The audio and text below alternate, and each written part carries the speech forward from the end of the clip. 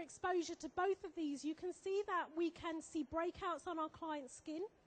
We may well see pigmentation, and particularly somebody who's stressed very often gets pigmentation around the temple area.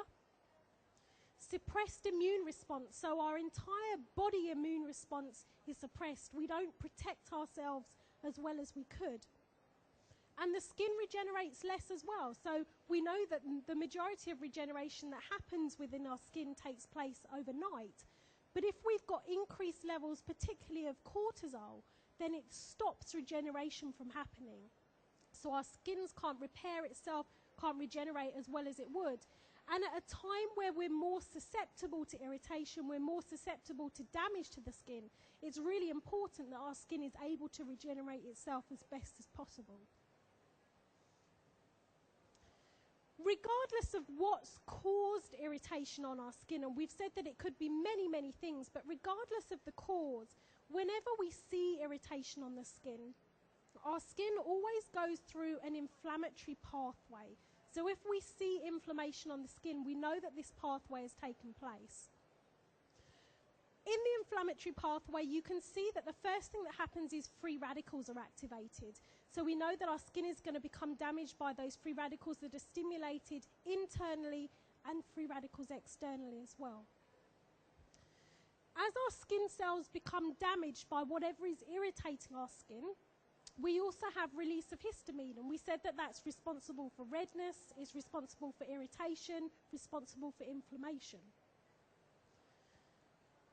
Once the histamine has been released, we then got an acid called arachidonic acid, and it's arachidonic acid that's released from the actual membrane of the cells that causes a whole cascade of events to take place. And the result of this cascade of events is that the body feels it can't deal with whatever's irritating the skin on its own. And what it needs to call on is white blood cells.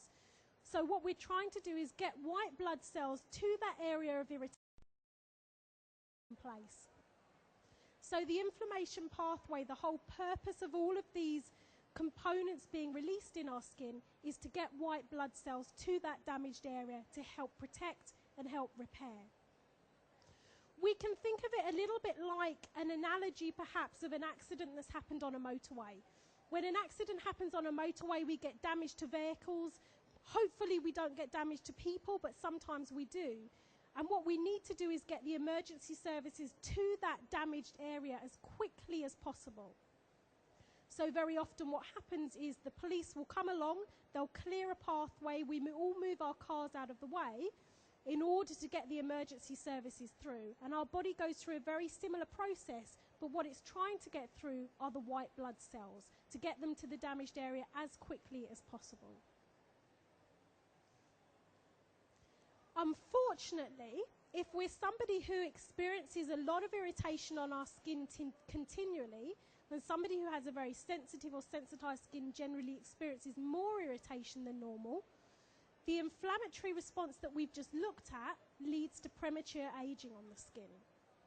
So when we're treating clients who have sensitivity or sensitization, anti-aging products, procedures, treatments is also something we should bear in the back of our mind, because potentially their skin is going to age at a much faster rate than it would if they didn't have that continuous irritation. And the reason for that is because of getting those white blood cells to the area.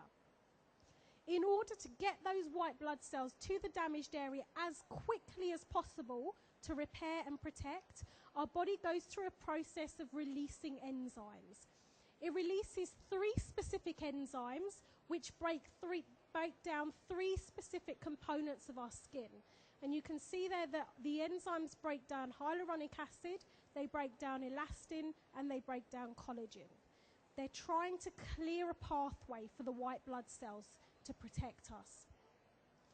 The breakdown of these 3 key structural proteins, we know how important all of these proteins are in maintaining our skin's integrity.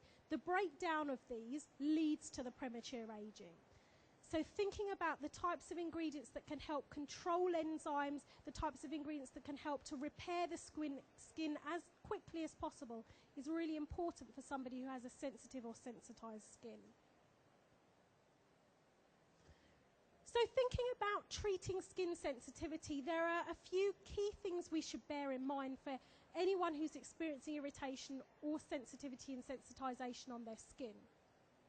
The first is to reduce inflammation, and we've seen why that's so important. Not only do we want to take down the inflammation on the skin because of the uncomfortable feeling that can produce, we also know that that inflammatory pathway causes free radicals to be stimulated. We know that the inflammatory pathway causes histamine to be stimulated as well.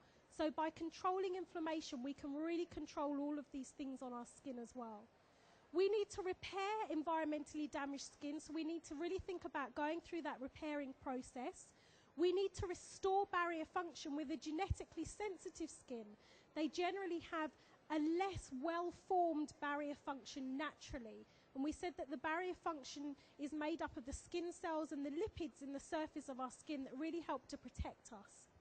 And then, of course, to protect against further damage as well. There's no point going through the repairing process if we don't think further ahead and think about how we can protect the skin and prevent that from happening as well. So what I would like to do is really just have a look at some key ingredient groups that you can consider when you're treating sensitive and sensitized skins.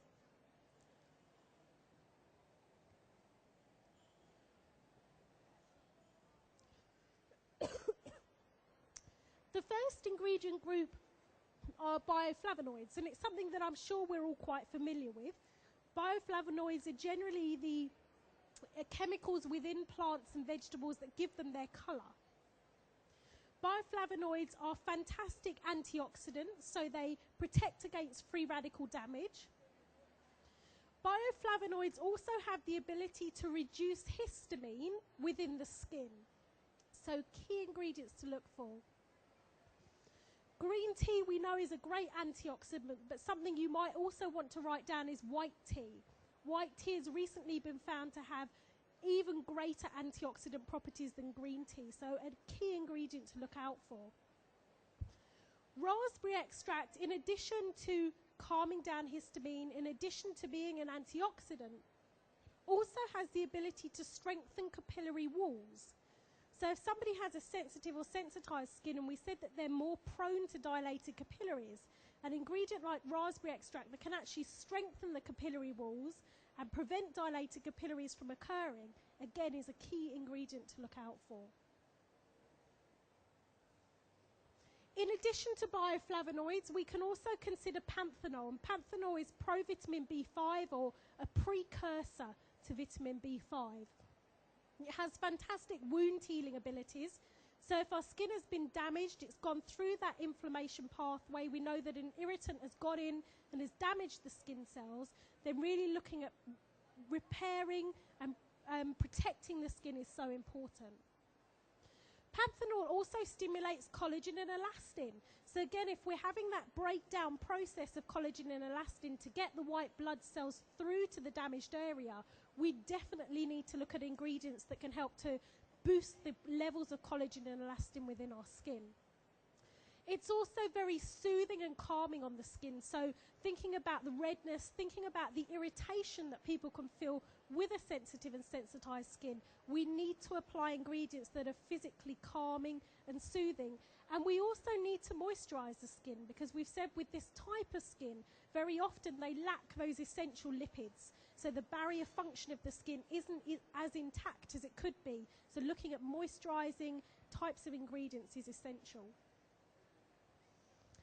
Beta-glucan, which comes from oats, it's the carbohydrate portion of oats, is also an important ingredient to look out for. And it's something that's very, very often recommended for people who suffer from eczema, for people who suffer from psoriasis as well.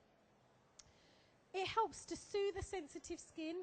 In extreme cases, beta-glucan can also be used as a cleanser for skin. So if you've got a client whose skin is so hypersensitive that it can't tolerate anything, then using some oats, infusing some oats in some warm water will allow the oats to expel that carbohydrate portion, and clients can literally just wash over with that milky water that will be left, and that will be a good cleanser for them.